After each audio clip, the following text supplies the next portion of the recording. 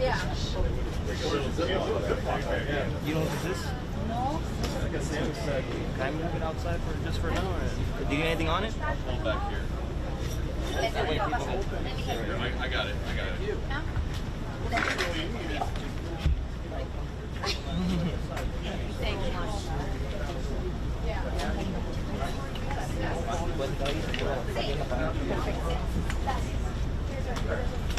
Sorry. It's alright.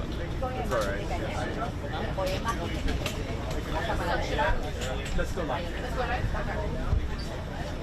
All right, Mayor, Governor is on their way. They're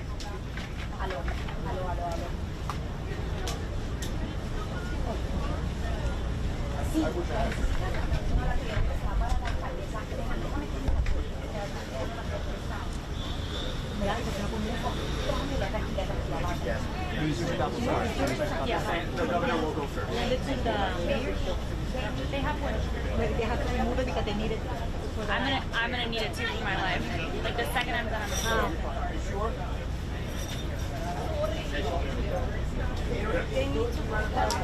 You gave it to me already. I'm sorry.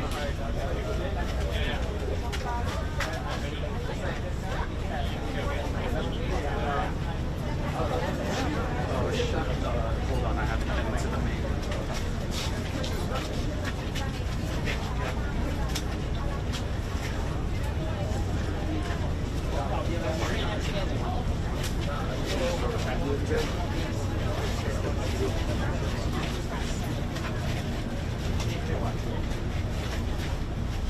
Fire chief. Where's the fire chief?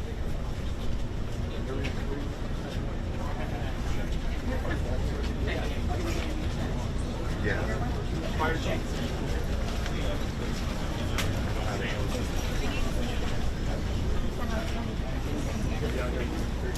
There it goes. Jake. Jake. Is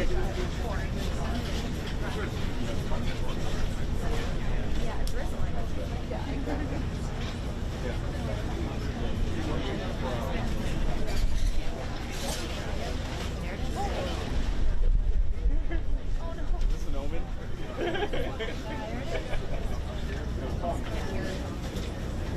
Now that we're under destination type of wind that happens before so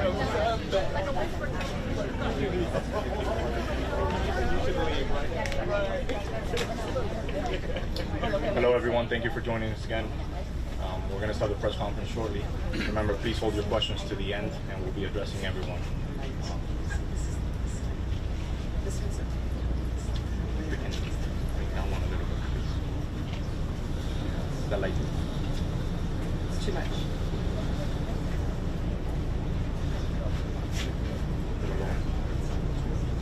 No, you can turn it down, or either way up.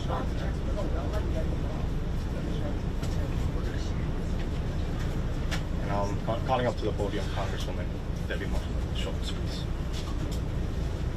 Thank you so much. I'm Debbie Wasserman Schultz. I represent Florida's 23rd Congressional District, which includes Surfside. And this morning, I've had an opportunity not only to participate in Mayor Levine Cava's briefing, intergovernmental briefing, but to sit down and talk with our national experts from NIST, which is the similar agency that reviews and comes in to decide whether a full investigation will be necessary for structural damage, building collapses.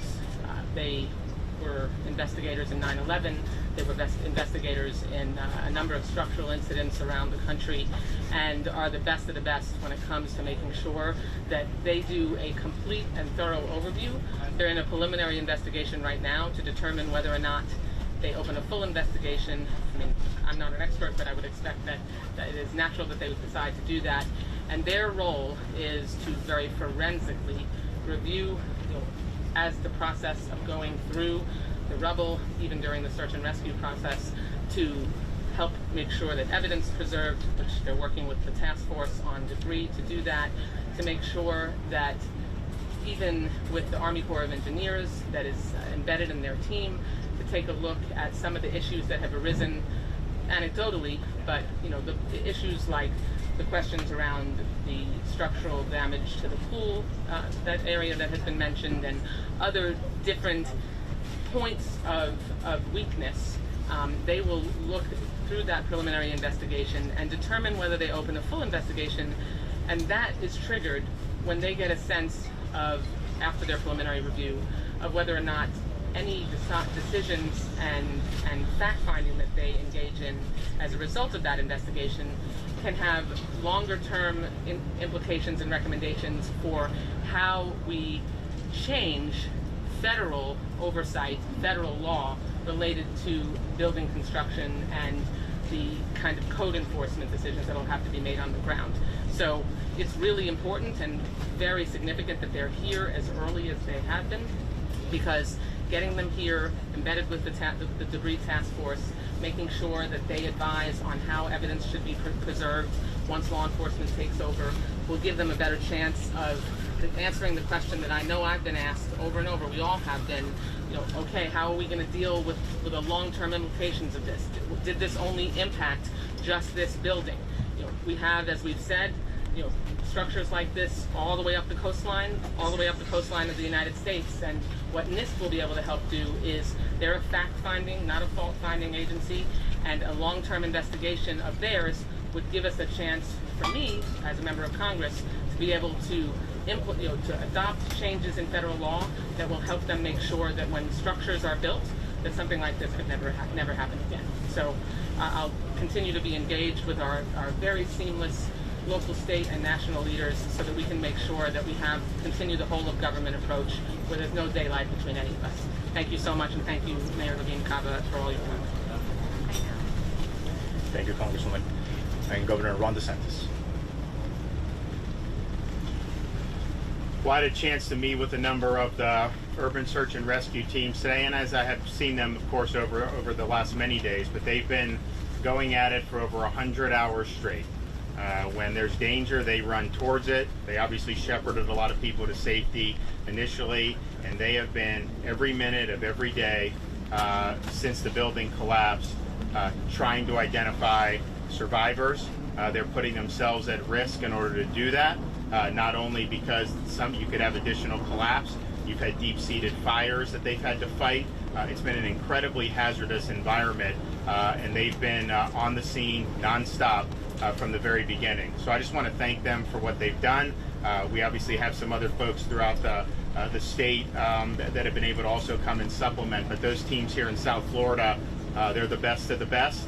And we had the Israelis come in and take a look.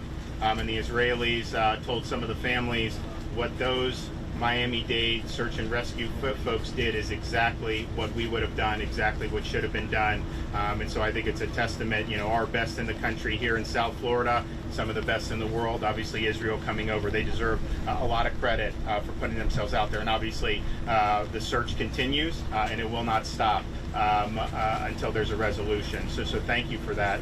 We're also working in conjunction with FEMA, as well as in conjunction with both local government and private organizations to bring relief services to the family members. And that involves relocation assistance. It involves things like mental health counseling. And we have folks, we've beefed that up here on the ground. And what we want to do is, working with FEMA, identify all the families, get them registered face-to-face, which FEMA is doing and is doing a good job of, and be able to provide these services. I have the head of Volunteer Florida is on the ground to help coordinate with all the great volunteer organizations. The outpouring with the charitable donations has been incredible, millions of dollars, and I think there's going to be millions of more. So it's a testament to this community here in Surfside, as well as the greater Miami-Dade area, and as well as Florida and the United States, because people from all across the country have been involved in that. So those recovery efforts from the family of helping them get back on their feet, helping them cope with trauma, that's going to be ongoing. And this is something that's going to require community involvement, local government, state government, and FEMA for a while, and we're in that for the long haul. The final thing is, of course, rescue number one, care for the people that have been displaced number two, but we do obviously need to identify why this happened. I was able to meet with the NIST folks today, and they were created after 9/11. They've done a handful of really thorough investigations since their creation. 9/11, they did Joplin, Missouri, from the tornadoes. They're doing Hurricane Maria in Puerto Rico. They did a Rhode Island nightclub fire that happened almost 20 years ago.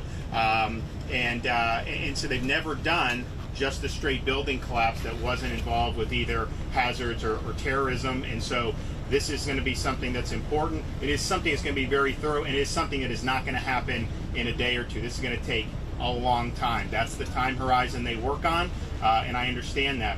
What I've told Mayor Burkett in Surfside, as well as Mayor Cava, because Surfside has retained people to look in, and then obviously Miami-Dade with the state attorney, they're doing an investigation. I think those investigations may be able to provide us with some information maybe a little sooner than an NIST, and I think that's important because if there are things that need to be done at the state level, we obviously would want to get information as soon as possible. And so we've pledged at the state, if they need support from engineers, from experts, whatever we need, whether it's Surfside, Miami-Dade, we're here to help. I think the people of Florida want to understand how could this happen, and then what could we do to make sure it doesn't happen again. And so we'll be working on that for the long term. But in the interim, thank you for everybody who's going through that rubble. Thank you for being on the front lines for us. Your work is very, very important, and it's been very, very selfless. Thank you, Governor. And now Lieutenant Governor Jeanette Núñez. Thank you. Good morning. I'll reiterate what the governor said in Spanish. Queremos agradecerle a los grupos, a los equipos de búsqueda y rescate que siguen continuando en su proceso. Estamos muy agradecidos desde el punto de vista del Estado en todos los esfuerzos que ellos han hecho en estas últimas horas, estos últimos días, en un momento muy difícil para nuestra comunidad, para la familia, las amistades, para todos aquí. Y de verdad le agradecemos todo el esfuerzo, la energía con que ellos están tratando de buscar sobrevivientes. También le queremos agradecer que el grupo de Israel que está aquí actualmente, ellos han dicho, sí, con mucha certidumbre, que nuestros equipos hicieron lo debido, hicieron lo que tenían que hacer, y no hay duda que nuestro equipo del condado es uno de los mejores, si no el mejor en nuestro estado y tal vez en nuestro país. Así que estamos muy agradecidos del apoyo que hemos recibido de Israel. También el Estado continúa en la colaboración con el gobierno local, proveyendo servicios, especialmente con lo que es los servicios voluntarios. Tenemos aquí Volunteer Florida, que está iniciando y que está manejando lo que es el proceso de las donaciones. Hay obviamente una respuesta de la comunidad que ha sido para mí muy positivo. Hemos visto personas de todas partes, no solo de aquí de nuestra comunidad, pero de todo el mundo, que está ayudándonos con lo que es las donaciones, tanto las donaciones y lo que es las organizaciones caritativas que también están recibiendo fondos para ayudar. Van a haber muchas personas, sabemos que hay muchas familias que han tenido problemas obviamente con estas circunstancias, que han tenido que irse de sus edificios y van a necesitar ayuda a largo plazo. Y también quiero reiterar que el gobernador tuvo la oportunidad de reunirse con NIST. Eso es el Instituto Nacional de Estándares y Tecnología, que tiene el cargo sobre lo que es los edificios o circunstancias cuando hay un colapso tal como hemos visto aquí. Nunca en la historia han tenido que lidiar con un colapso tal como este. Han lidiado obviamente con 9/11 en actos de terrorismo y también en otras circunstancias. Eso va a ser algo de largo plazo. Eso va a tomar años tal vez en recibir el reporte. Pero sí también quiero asegurar que estamos de nuevo coordinando y colaborando con el gobierno local para lo que es las investigaciones actual. Surfside, el condado, vamos a seguir iniciando ese proceso para proveerles respuestas a los familiares que tanto necesitan una respuesta. De nuevo le agradecemos a nuestros grupos, a todo el que esté aquí.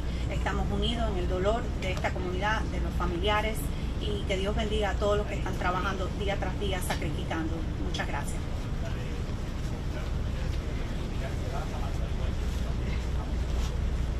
Thank you, Lieutenant Governor. Now Miami-Dade County Mayor Daniela Levine Cava.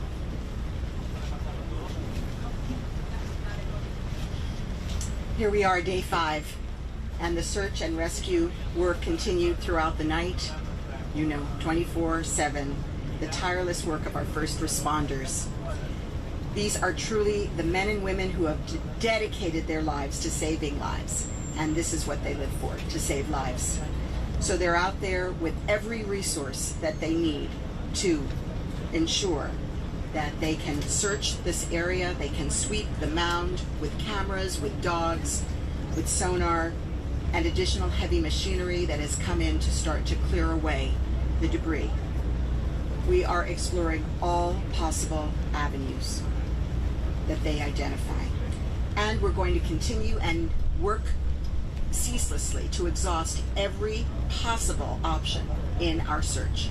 I repeat, the search and rescue operation continues. As the governor and the congresswoman said, and the lieutenant governor, there is going to be a thorough and full investigation of what led to this tragic event. We are going to get to the bottom of what happened here. Right now, our top priority is search and rescue and find the people. And you can see we have a truly unprecedented mobilization effort underway with the full resources of our local, state, and federal government on hand already, for days already, and people coming in from around the state and around the world to assist us right here in Surfside. I am so grateful to all of the leaders and all of the teams, and especially those who are up on the mound and putting their own lives at risk to find others. This morning, we did recover another body. That brings the count to 10. The total number of those accounted for is now 135, and the total unaccounted 151. Our detectives are working in real time right now to audit this list. We're receiving multiple calls still from family members about the same loved ones, and the information is coming from various sources. I want to stress, as we have from the beginning, these numbers are very fluid and they will continue to change. I want to provide you, as we have done and will do, the best updates as soon as we have them. Remembering that we've told the families that are waiting that they will be the first to hear, and they were the first to hear about this 10th victim that we uncovered today. So we will continue to support all of the families and loved ones who are affected with their mental health, their social service, their physical needs. They have professionals on site, a full gamut in the Family Assistance Center. The Miami Foundation, one of those that launched the donation site, is also on site to assist these families with the cash assistance they need to get on with their lives as well. And we know that, as was said, millions have been collected across these different donation sites.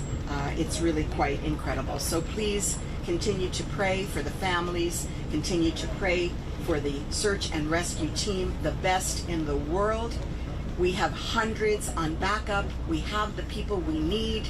We are continuing without stop. Thank you and God bless. La búsqueda y rescate continúa durante la noche, durante el día, incansable de nuestros socorristas. Estos son hombres y mujeres realmente comprometidas al salvar vidas. Eso es su meta, salvar vidas. Mientras hablamos, están usando todas las técnicas que tienen allí, los recursos disponibles, todos que necesitan.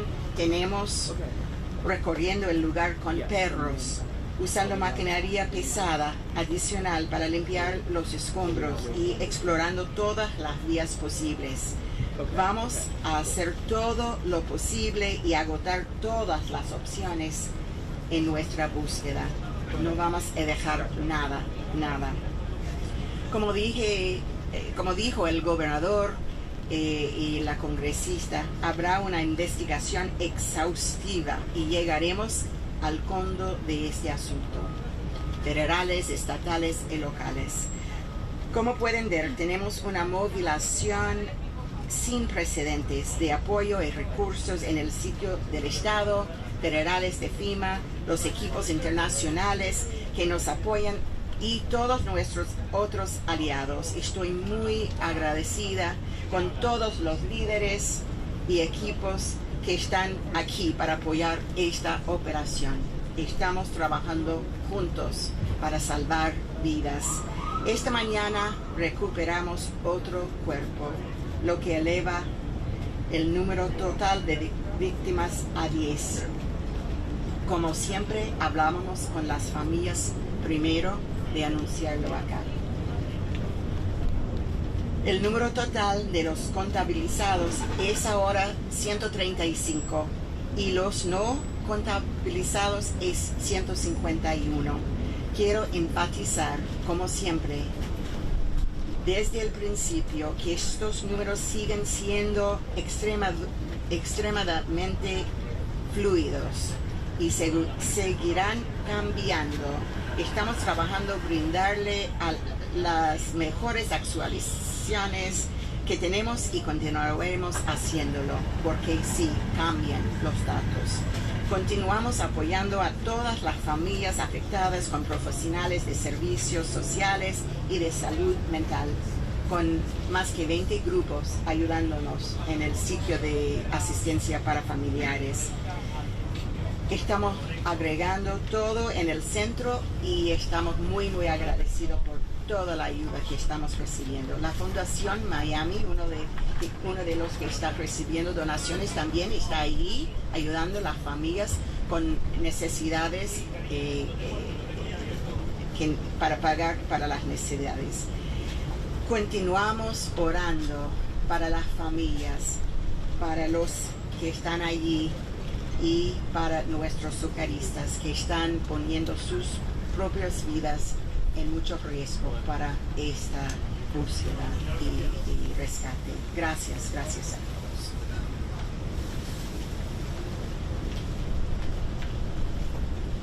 Thank you, Madam Mayor. And now Chief Financial Officer and Fire Marshal, Jimmy Petrones. Thank you. Good afternoon, Governor. Thank you for your leadership to all this. You don't get a break. Hurricanes, pandemics, you name it. This governor's been boots on the ground. He's been leading since day one. Mayor, your staff, amazing. The folks of Miami-Dade County, the resilience that they've provided. This is an international issue, as we've seen support come from the federal, international community. I'm the state's chief financial officer. I'm also the state fire marshal, also a citizen of the state of Florida. Proud to be here with the urban search and rescue men and women of task forces that are assigned here. This is the largest ever deployment of task force resources in the history of the state of Florida that's not a hurricane. The same number of men and women that are on the ground right now is the same as that was deployed to Hurricane Michael, which is a 12-county storm event. They're working around the clock. They're working 12 hours at a time, midnight to noon, noon to midnight. They come from Tallahassee, they come from Orlando, they come from Tampa, they come from Israel, they come from Mexico, they come from Jacksonville, they come from Fort Myers. They come and they leave their families to come and work around the clock. The reward is the life they save. They are making the efforts as we speak right now, and they don't stop. They hardly rest. They come off for about 45 minutes, they check their pulse, they check their O2 levels, and they go back to work, because that's what they do. They work to save lives. I've got the honor to be here with them, and so proud of the efforts that are taking place here. I can't say enough for the leadership of Kevin Guthrie and Florida Department of Emergency Management, for FEMA. They have provided as they know the magnitude of this event. This came from a camp, and now we've created a city inside of a city, several blocks, and we appreciate all the patience that the communities have had here in the region as we do the most amazing efforts in the history of the state of Florida to save the lives at risk because of this terrible tragedy. Governor, thank you for your leadership. Mayor. Thank you, Chief. And now from the Florida Division of Emergency Management, Kevin Guthrie. Hey, good morning, everyone. Kevin Guthrie, Florida Division of Emergency Management Director.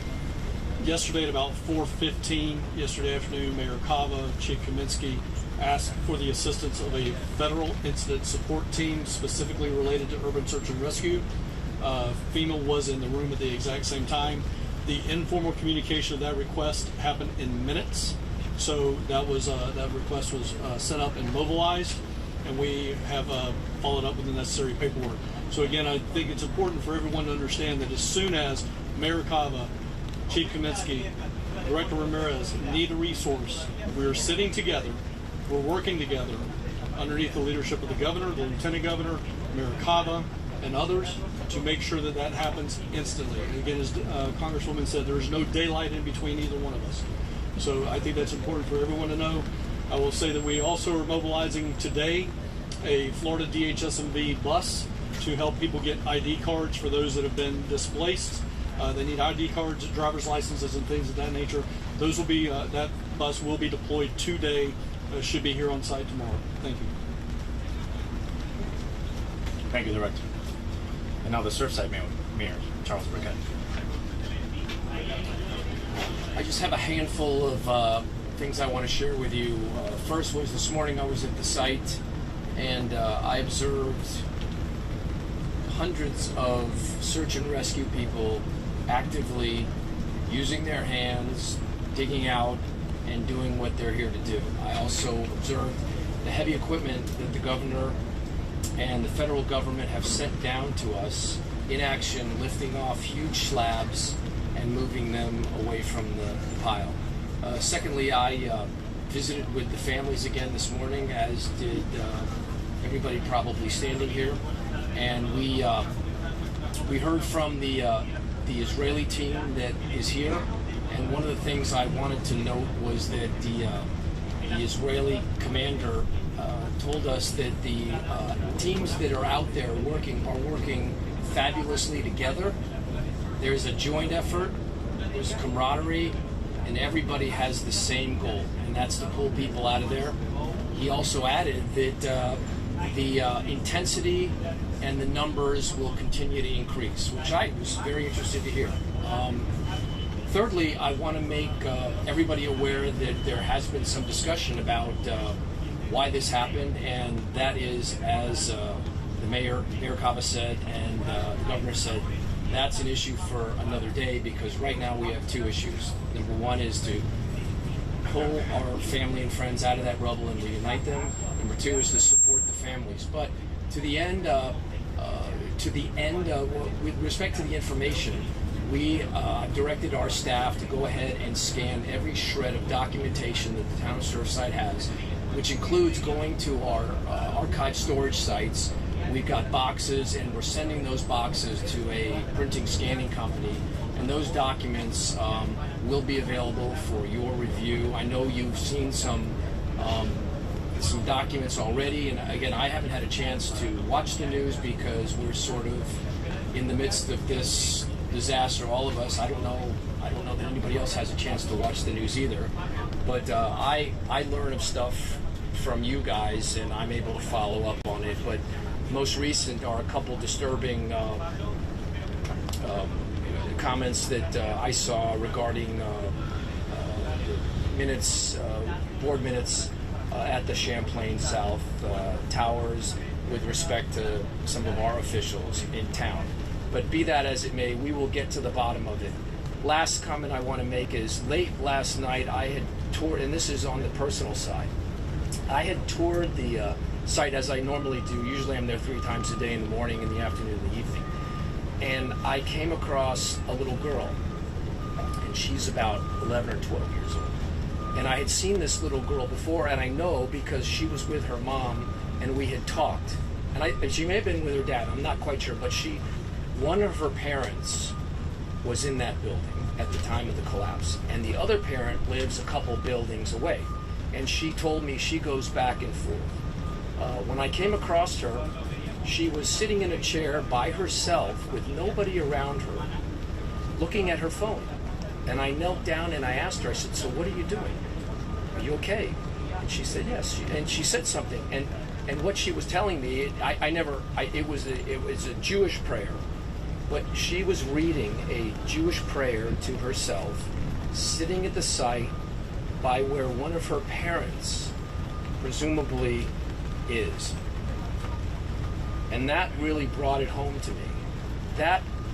And she wasn't crying, She was just lost. She didn't know what to do, what to say, who to talk to.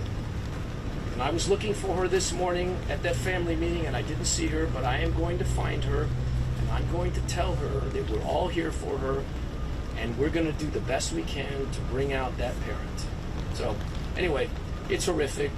This is disturbing, but that is just a tiny, tiny example of the impact that this collapse has had on our community.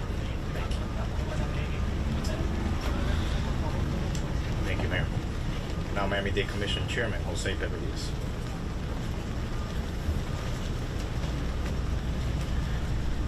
Mayor, that story is the story of so many that are in this situation right now. The families we met with, the mayor and I, this morning, the pain in their face, their expressions, it's not unlike anything I've seen before. It is very difficult to know that your loved one could still be alive and have the hope to believe that, and at the same time just sit there and wait for that information to get to you. That's got to be one of the most difficult things that anybody could endure. And these people are doing it now, as the governor said, 100 hours since this took place. But the hope is there because the very best team in the world started early because they are part of this community. So are one. And many have come, as the CFO stated, to come and help. Many more still to come as needed. So this community is blessed. These people are blessed that we have the kind of people that know what they're doing. They're the very best at what they do, and they're doing it nonstop. Rain, whatever comes in the way, they don't stop and they'll continue. So it is about them. That is who this is about. And we pray for them. We're constantly having hope, and we're begging God for that hope for them. And that, ladies and gentlemen, is what my colleagues and I have been doing here, making sure that whatever is needed on my behalf is done so. Our mission not here right now, it's just helping, but it will come later when we have to deal with the problems of how this happened and how we can make sure that this never happens again. And that is where we're at this point. Quiero repetir que lo que dijo el alcalde de Surfside, la historia que dio de la niña, es la historia que estamos oyendo de muchas personas en esta comunidad que están sufriendo en estos momentos, sufriendo de una forma muy difícil. Estábamos la alcaldesa y yo y otros más, mis colegas, con ellos hoy por la mañana, y la cara que tienen y la forma que están es muy difícil decirle nada, porque es muy difícil sufrir lo que ellos están sufriendo. Pero estamos con ellos y estamos al lado de ellos. Y hemos estado en una forma que, gracias a Dios, hace 100 horas cuando empezó esto, ellos tuvieron el mejor equipo posible para hacer este trabajo, estaba aquí haciéndolo. Y no han parado en esas 100 horas. Y hay más de 360 y pico personas trabajando ahí, haciendo todo lo que sé, y lo están haciendo lo mejor posible. Lo mejor que podemos ofrecer nosotros es pedirle a Dios que se encuentren las personas más antes posible, que puedan encontrarlos y darle esa esperanza tan necesaria a estas personas que la necesitan, a esa familia, porque esto es de ellos. Esto es en ayudarlo a ellos y también a aquellos que están trabajando, poniendo su vida en la línea en todo momento, que la pueden perder si le cae la cumbre arriba, trabajando para buscar a los sobrevivientes. Mis colegas y yo estamos aquí apoyando y ayudando en todo momento en que podemos ayudar. Pero nuestro trabajo empieza después, cuando llegue el momento de hacer todo lo que es las leyes y mirar esos hechos de por qué esto sucedió.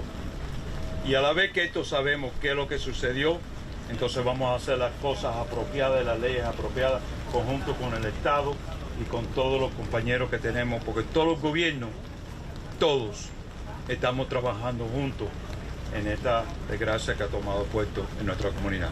Muchísimas gracias. Thank you, Chairman. And now Miami-Dade Fire Chief Alan Kaminsky.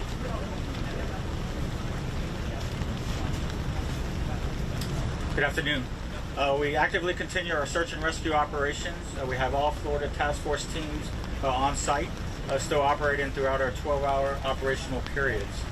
A very, very challenging, very difficult situation, but we keep going, looking, searching for any opportunity. I have my Assistant Chief of Operations to come up just to speak in a little more detail of what we're covering.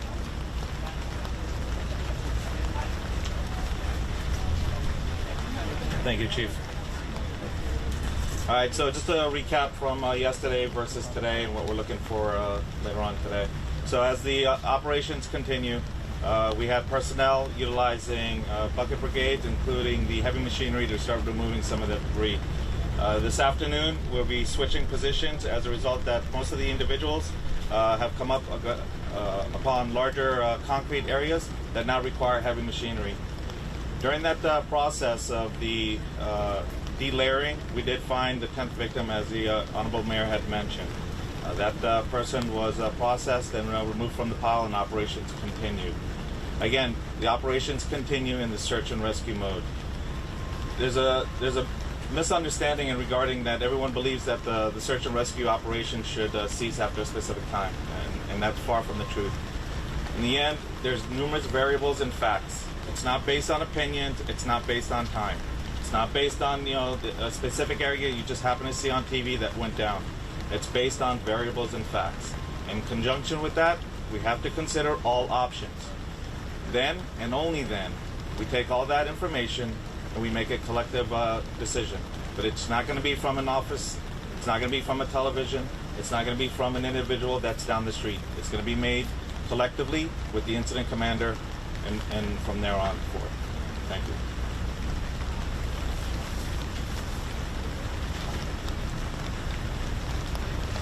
Thank you, Assistant Chief. Miami-Dade Fire Rescue, en español, PIO, Erica Benítez. Muy buenas. Como acaban de escuchar, continuamos nuestro esfuerzo de búsqueda y rescate. Estos equipos que están trabajando aquí hoy, tenemos 8 equipos en total que están ahora trabajando con esta misión. Nosotros continuamos esta misión debido a varios factores y varias variantes. Estas decisiones se toman con mucha cautela debido a la dificultad de esta operación. Continuaremos la búsqueda y rescate hasta que hayamos agotado todas las posibilidades de encontrar vida bajo los escombros.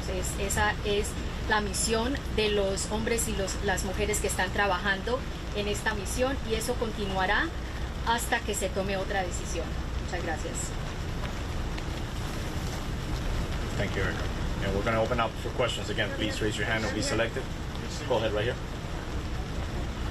I have 2 questions. First, is a question for Fire. What do you say to people who are watching this at home and saying that the search and rescue is going too slow? And then my second question is for Mayor Levine Cava. In the debriefs that you're having with families, what are the conversations like, and what are you telling them to potentially prepare for? Okay, so the first question in regards to fire, that the belief that the operations are going too slow. This discussion came up during the Family Assistance Center. It's one of the questions that was brought up by the family. And this was addressed by us, and again seconded by the Israeli team that was there. Folks, what we're dealing with is a situation that includes complexity. And I know that we utilized the words before. However, the situation at hand is we're not lifting floor by floor. We're talking about pulverized concrete. We're talking about steel. Every time there's an action, there's a reaction. As yesterday is a perfect example. Now, we had family members at the site to basically see exactly what we've done. This is unconventional, especially so early in the stages. However, as the individuals continue to work feverishly with urgency, they witnessed a rescuer tumble 25 feet down the mound. That is a perfect example of the situation that we're dealing with. This was, again, it was witnessed by the family members themselves at the site. So again, it's not an issue of we could just attach a couple of cords to a concrete boulder and lift it and call it a day. We're digging through, again, rubbles of concrete, the size of basketballs, the size of baseballs, and then and only then, in combination with the safety of the personnel, and of course, considering, the victims themselves, it's going to take time. It's not going to happen overnight. It's a 12-story building. It's going to take some time. To follow up with the part of the question having to do with what is discussed at the family briefings, that's what's discussed. Assistant Chief Jabala has gone through in extreme detail the map of the mound. It's marked out, the grids, explains exactly what's being done in each part of the grid. After all of the technical questions are answered, we talk about DNA. We talk about how the DNA match is going to be made. We talk about communicating with family members. Who will be the next of kin? How will they be contacted? Who will be next to learn about it? How will it be opened up for public knowledge? And we talk about their questions about, is enough being done? And they have seen firsthand what is being done, and they see that everything has been done that can be done, and that they recognize the full danger that these first responders are exposing themselves to, and what it has taken for them to get to this point. So are families being told to prepare for the worst here? Families, because of the process we've gone through, are coming to their own conclusions. Some are feeling more hopeful, some less hopeful, because we do not have definitive answers. We give them the facts. We take them to the site. We show them the operation. We show them where the pancake is. We show them where the tunnel is. We show them where the dogs are running up and identifying something that is then going to be explored. They have seen the operation. They understand now how it works, and they are preparing themselves for news one way or the other. Unidentified victims, is this an issue of DNA or communicating with their families? So we tell you the difference. We tell you when a person is identified, and we tell you when we can identify it to you, which is after the next of kin have been notified. Alcaldesa, ¿puede decirnos eso en español, por favor? I'm going to defer to... Can you repeat the question? Okay, this is for the police. We'll have an answer. They're handling the homicide investigation, so they can answer. In terms of the two unidentified, what was your question in terms of? The question was on the unidentified victims. Is it an issue of DNA, which you don't have, or is it an issue that you haven't been able to communicate with their family? There's multiple variables when you're dealing with this. It depends on the condition of the family member that's recovered. We have crime scene and medical examiner personnel on scene with our firefighters when a family member is recovered. If it's possible, we do a rapid DNA test, and then immediately goes to the lab and we expedite that component.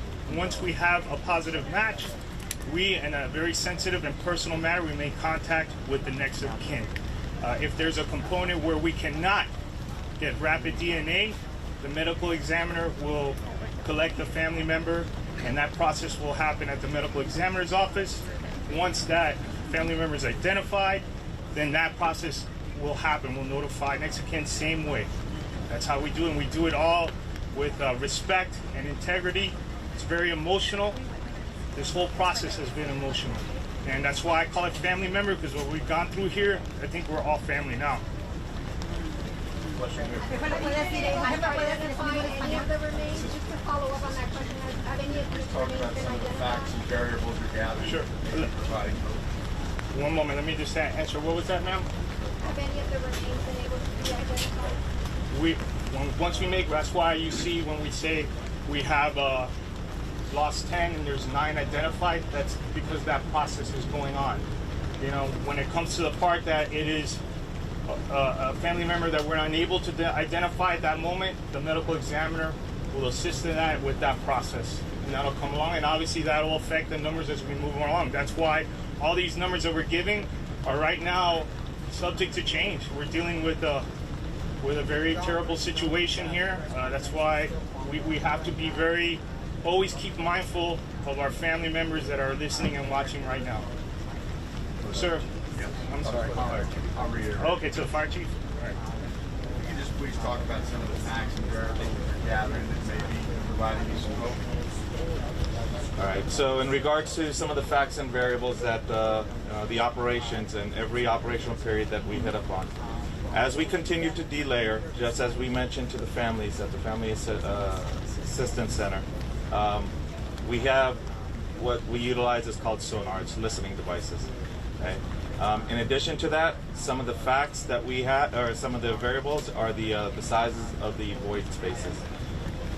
There's certain areas that we have not gotten to, but we've been able to place cameras that seem to have large enough spaces, voids, that occupants may still be in there. Again, it's in regards to the actual spaces. Not to say that we've seen anybody down there, but we haven't gotten to the very bottom. In regards to the sound, so that there's no misunderstanding, it's not sounds of people talking or yelling out. As I've mentioned to the families, it could be a tap, it could be a scratch. It may be nothing more than some of the metal that's contorting.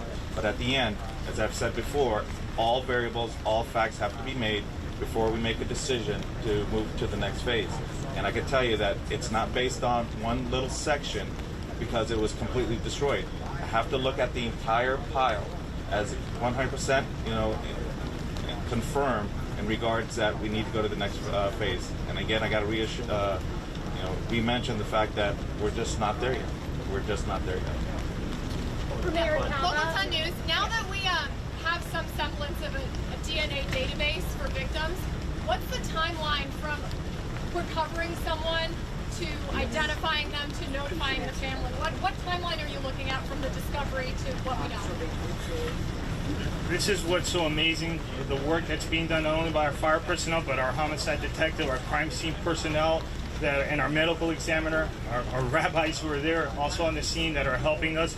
When we are able to collect, it's called rapid DNA. When we have a family member where they're eligible to go through the rapid DNA process, the moment that sample is taken, that detective, that analyst will run directly to the Family Unification Center where it's entered into a system so we can have the match with the standards that we took from family members.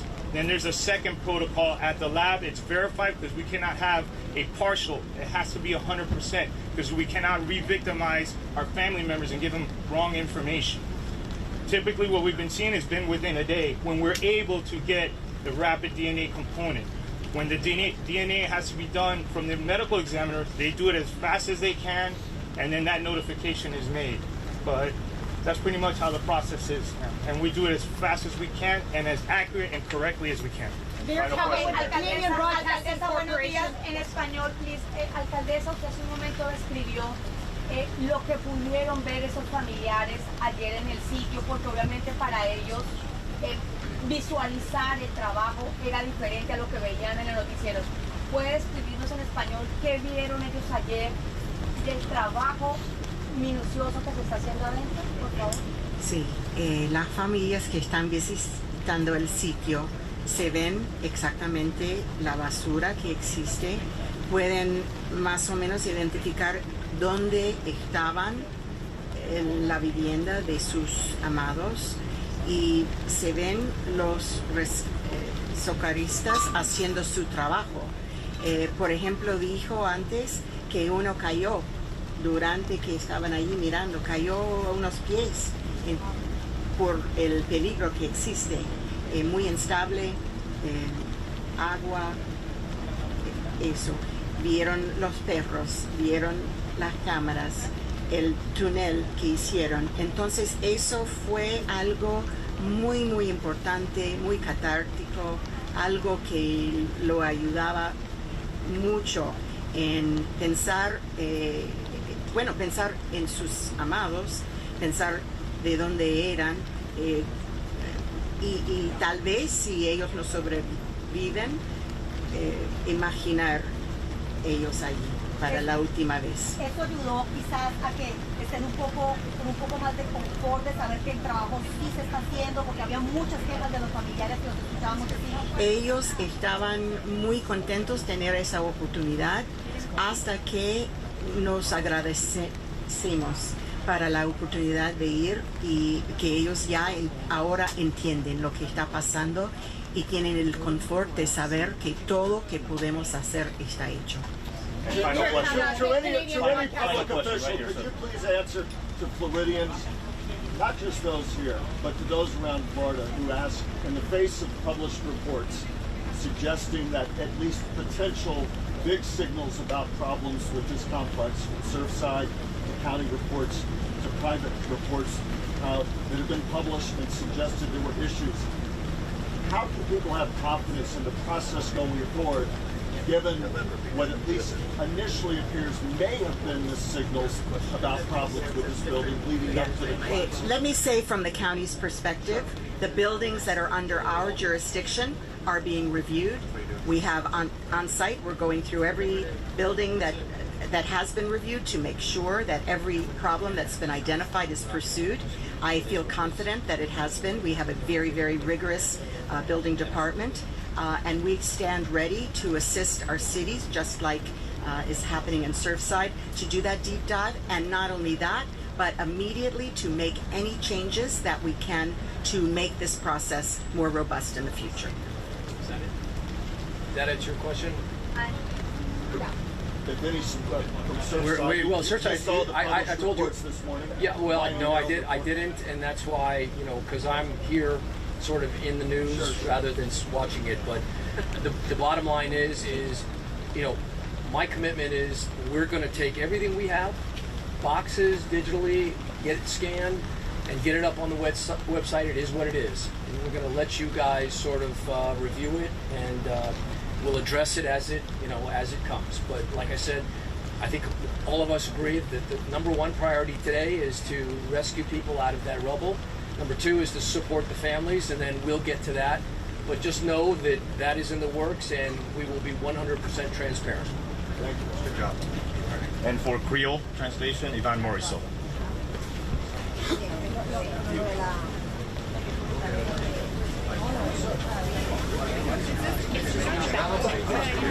I just want to acknowledge that we've been joined by our Agriculture Commissioner, Nikki Fried. And by the way, we want to thank all of you for the news, the way you're putting it. On behalf of the mayor, my colleagues, thank you so much for what you're doing. Mais yon résumé de ça que nous tirons de presse conférence ça. Fouille là a continuer sans prendre souffle. Messieurs, dames, secouristes yo sans pareil. Et nous allons faire tout ça qui est possible pour nous joindre bon résultat. Le gouvernement lui-même, il va regarder tout petit détail dans l'investigation pour qu'il joindre côté toute bagaille pour y. Maintenant, nous découvrons plus de monde en bas des brilles. Nous joignons 135 personnes que nous avons cherché et nous avons cherché toujours 151. Pas oublier, chiffre capable de changer à n'importe qui heure. Nous avons continué à supporter les familles avec aide santé que les professionnels nous ont toute la journée. Fondation Miami, bien Miami Foundation, l'a et commencé à distribuer l'argent qui est collecté pour supporter les familles qui disparaissent. Tant pis, continuez à supporter eux et continuez à supporter les familles. Que bon Dieu bénisse nous. Merci un peu.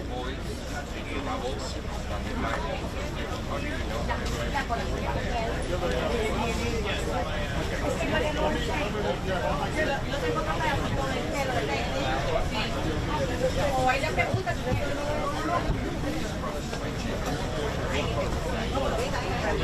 no, la pregunta es, no es. Hey, I can hear you.